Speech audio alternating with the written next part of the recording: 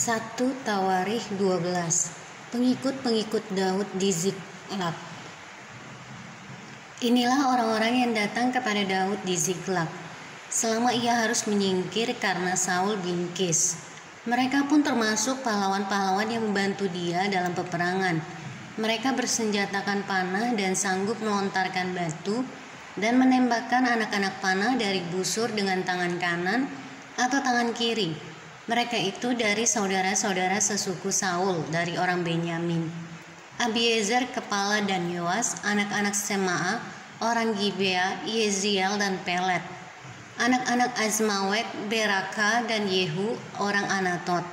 Yismaya orang Gibeon, seorang pahlawan di antara ke-30 orang itu, yang mengepalai 30 orang, Yeremia, Yehaziel, Yohanan dan Yozabat.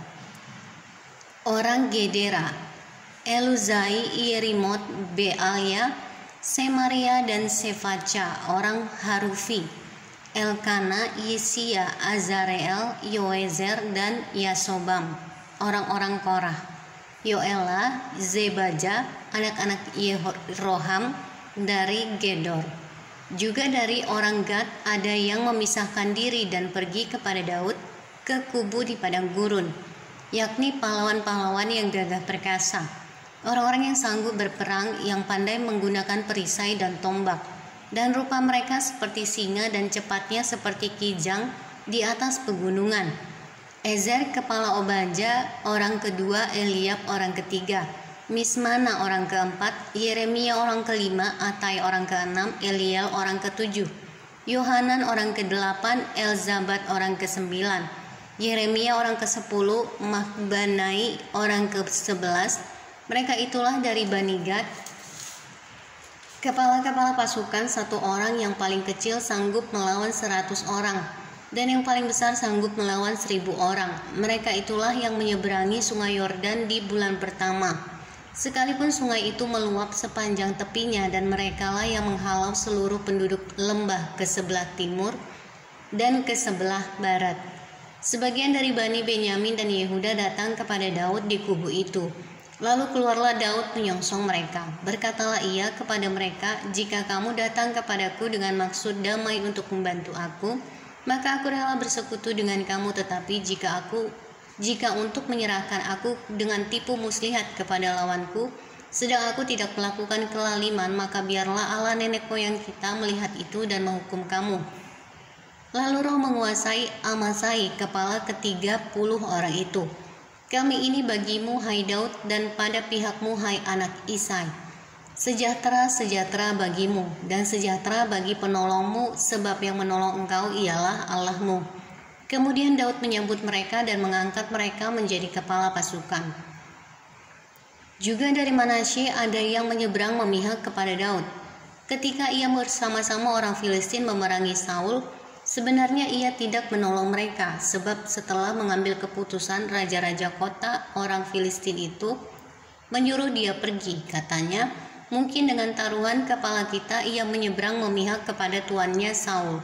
Pada perjalanannya ke Ziklag, sebagian dari suku Manasye, Adnah, Yozabat, Yediael, Mikhael, Yozabat, Elihu, dan Ziletai, kepala-kepala pasukan 1000 suku Manasye, menyeberang memihak kepadanya.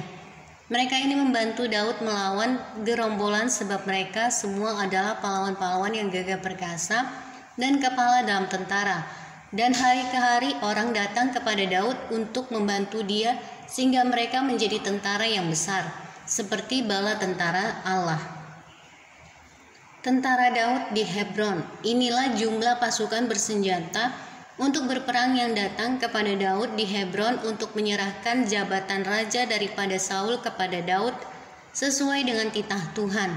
Bani Yehuda yang mengangkat perisai dan tombak ada 6.800 orang yang siap untuk berperang.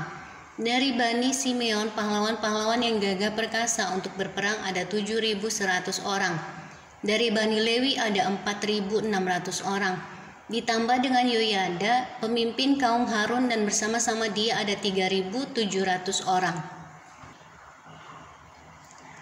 Selanjutnya Zadok, seorang pahlawan muda yang gagah perkasa dengan 22 orang pemimpin dari puaknya. Dari Bani Benyamin, saudara-saudara sesuku Saul ada 3.000 orang. Sampai pada waktu itu kebanyakan dari mereka masih tetap patuh kepada keluarga Saul. Dari Bani Efraim 20.800 orang pahlawan yang gagah perkasa, orang-orang yang kenamaan di antara puak-puak mereka. Dari suku Manasye, suku yang setengah itu ada 18.000 orang yang ditunjuk dengan disebut namanya untuk pergi mengangkat Daud menjadi raja. Dari Bani Isakar, orang-orang yang mempunyai pengertian tentang saat-saat yang baik, sehingga mereka mengetahui apa yang harus diperbuat orang Israel. 200 orang kepala dengan segala saudara sesukunya yang di bawah perintah mereka. Dari Zebulon, orang-orang yang sanggup berperang, yang pandai berperang dengan berbagai-bagai senjata. 50.000 orang yang siap memberi bantuan dengan tidak bercabang hati. Dari Naftali 1.000 orang pemimpin dan bersama-sama mereka 37.000 orang yang membawa perisai dan tombak. Dari orang Dan, orang-orang yang siap untuk berperang 28.600 orang. Dari Asyar, orang-orang yang sanggup dan pandai untuk berperang 40.000 orang.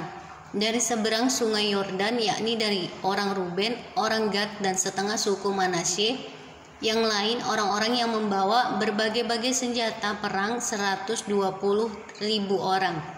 Sekaliannya itu prajurit-prajurit orang-orang dalam barisan tempur datang ke Hebron dengan tulus hati untuk mengangkat Daud menjadi raja atas seluruh Israel. Memang juga seluruh orang Israel yang lain dengan bulat hati hendak mengangkat Daud menjadi raja. Mereka tinggal di sana bersama-sama Daud 3 hari lamanya, makan dan minum sebab saudara-saudara mereka menyajikan makanan bagi mereka. Juga orang-orang yang tinggal dekat mereka, bahkan dari Isakar, Zebulon, dan Naftali, membawa makanan dengan memakai keledai, unta, bagal, dan lembu, yakni bahan makanan, tepung, kue ara dan kue kismis, anggur dan minyak, lembu sapi dan kambing domba dalam jumlah besar sebab ada sukacita di Israel.